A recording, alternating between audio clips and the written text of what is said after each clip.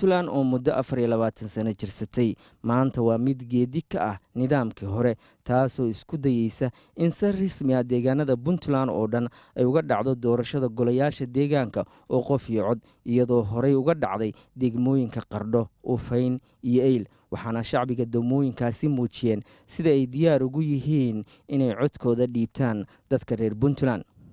waqti dheer ay Puntland jirtay waxaa hadda muuqata in xukuumadda hadda talada haysa ay doonayso in ay ka gudubto nidaamkii hore walow ay jiraan caqabado hortaagan hirgelinta nidaamka dimuqraadiyadda balse shacbiga ayaa iyagu muujinaya kuwo u ooman in ay masiirkooda lagu soo celiyo. Cismaan Yuusuf Xaraare oo ka mid ah aasaasiyaashii Puntland kana soo shaqeeyay waqti badan Puntland ayaa isagu ka sheekeynaya tan iyo aasaaskii Puntland shaqooyinkii uu qabtay iyo habkii Puntland ay soo martay.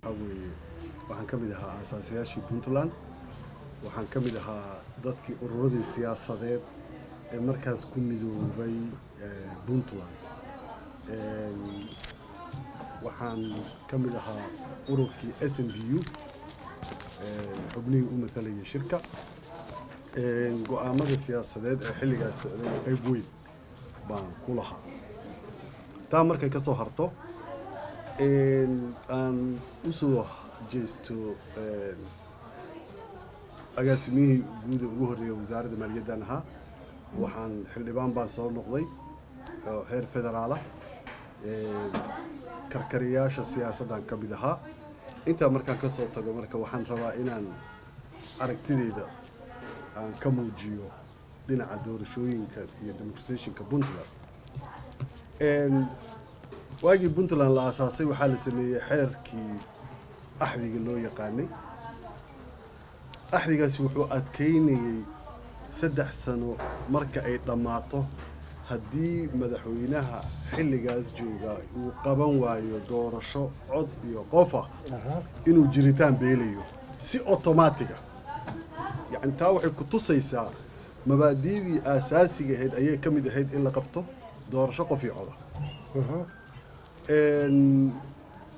Cabdullaahi Yuusuf 3 sano markii la gaaray oo ay suuragali weysay waa tii uu ka yimid khilaafkii gudoomiyaha maxkamadda sare uu yiri madaxweynaha waa jiritaan beela isaga oo cuskanaya qodobkii markaas oranayay oo ahaa waxaan u maleynayaa inuu ahaa 36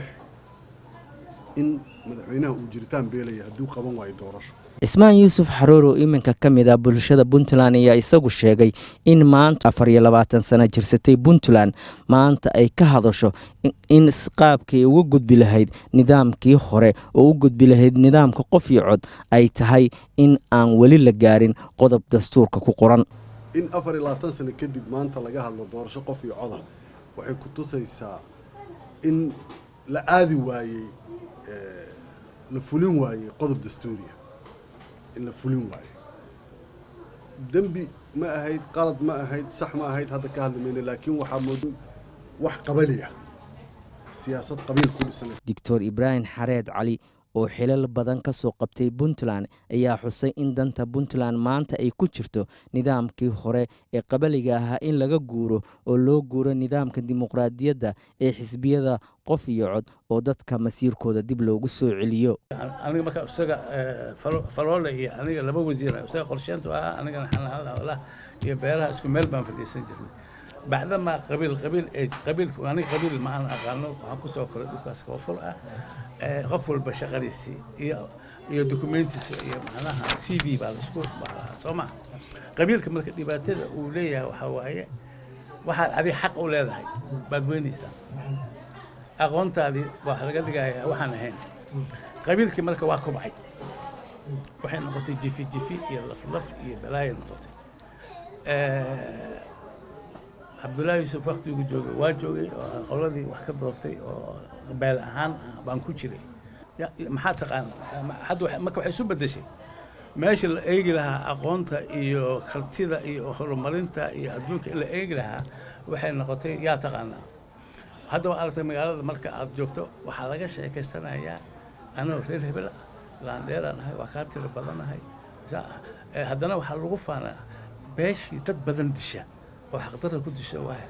بال شرفت الله waxaana beeshaas hebel ka leexda waa laan dheere markaasuu haddana markuu isagoo wax dilay buu wax ku raadsanayaa wax baan dilay jagooyinka fiican aniga cod iyo ogolaada inaan codkayga ninkaan rabaan siiyo aan siraado ninkaas waa nin wanaagsan dani baa wanaagsan hebel baa wanaagsan aniga waxaan fiirinayaa yaa waddanka wax u qabtay yaa waddanka horumar gaarsiiyey yaa waddanka kor u qaaday yaa bridges dhisay yaa jid sameeyey aniga haddii raba anigana u shaqayn dowladda yaanan wax ka rabin laakiin aniga waa inaan ka fakaraa leaderku waxa waaye generation after generation. shacabka Puntland ayaa iyagu maanta ay ka muuqataa kuwo u ooman in masiirkoodu ay dib gacantooda uga tashadaan doonaya waxaana Cismaan Yuusuf Xaraare oo ka mid ah dadka reer Puntland uu sheegay in uu gobolka Mudug safar uu ku maray isla markaana uu la kulmay goobaha waxbarashada oo idil inta badan halkaasi dadkii uu kula kulmayna dhammaantood ay si weyn u taageerayaan in nidaamka qof iyo cod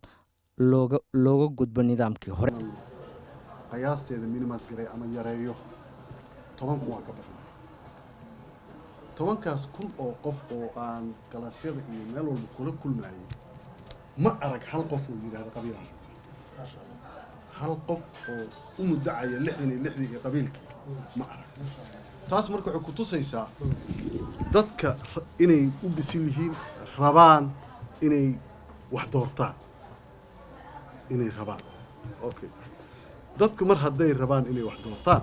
sabab loo gacmaha looga hayo anima garan karo madaxweynaha marka waxaan ku dhiirigelinayaa isagii xukuumaddiisa waaba ku dhiiradeen inay ku sii dhiiradaan fariintan waxaan hawada ugu marinayaa iskuulaadka iyo jaamacadaha iyo waa dadkii wax dooran lahaa mar hadday dadkii wax dooran lahaa diyaar yihiin